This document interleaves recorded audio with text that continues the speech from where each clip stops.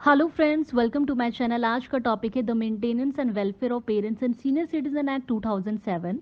अगर बात करें इस एक्ट के पर्पस के बारे में, तो ये एक्ट का जो पर्पस है वो है वरिष्ठ नागरिकों को उनका अधिकार दिलवाना, मानसिक और शारीरिक उत्पीड़न से बचाना और उनके बुढ़ापे की लाइफ को अच्छा बनाना।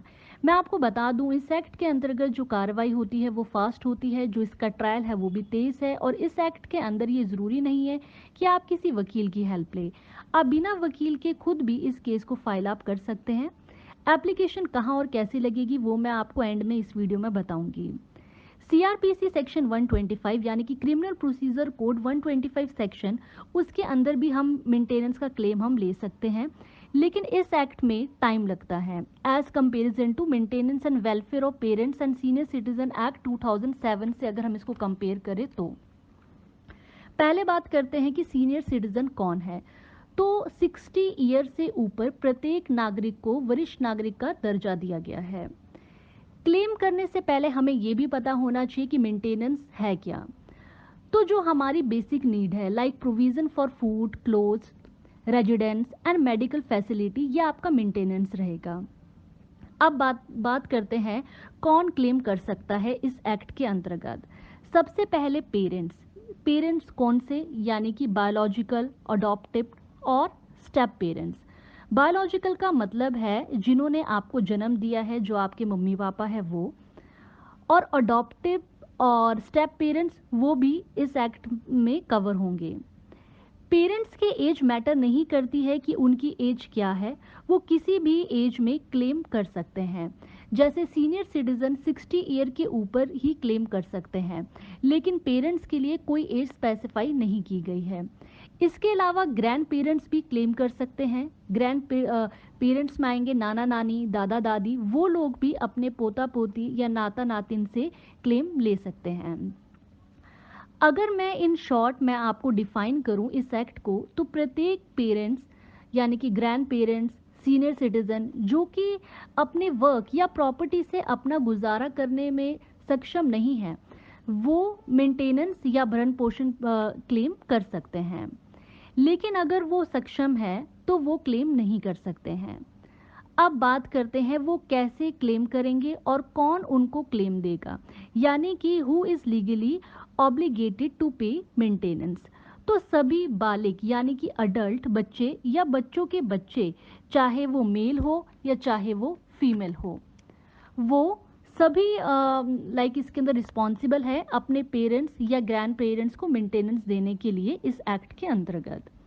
अब बात करते हैं मेंटेनेंस अमाउंट कितना होगा। इस एक्ट के अंतर्गत मैक्सिमम अमाउंट है मेंटेनेंस का, वो है 10,000 रुपीज़ यानी कि 10,000 रुपये। अब ये डिपेंड करता है कि कोर्ट 1,000 रुपये करेंगी या फिर 10,000 रुपये करेंगे। जो मेंटेनेंस क्लेम जो है वो मतलब डिसाइड किया जाता है जैसे कि सुविधाओं को देखकर, यानी कि उनको कितनी ज़रूरत है, जिससे कि वो क्लेम कर रहे हैं उसकी इनकम कितनी है, तो ये भी देखा जाएगा। और जो क्लेम कर रहे हैं उनको रिक्वायरमेंट कितनी है, तो इन सब बातों को देख के ही डिसाइड होता है कि उनको मेंटेनेंस कितना मिलेगा। अब बात करते हैं मेंटेनेंस क्लेम करने का क्या प्रोसीजर है। सबसे पहले आप एक एप्लीकेशन फाइल करते हैं। कहाँ पे फाइल करेंगे? डिस्ट्रिक्ट ट्रिब्यूनल में। सरकार ने प्रत्येक राज्य में यानी कि डिस्ट्रिक्ट में कुछ मेंटेनेंस ट्रिब्यूनल बनाए हैं। उस ट्रिब्यूनल में आप यानी जो क्लेम करना चाहता है पेरेंट्स, ग्रैंड पेरेंट्स या सीनियर सिटीजन, वो मेंटेनेंस ट्रिब्यूनल में एक एप्लीकेशन लगाएंगे। अब बात करते हैं वो एप्लीकेशन कौन से मेंटेनेंस ट्रिब्यूनल में लगेगी।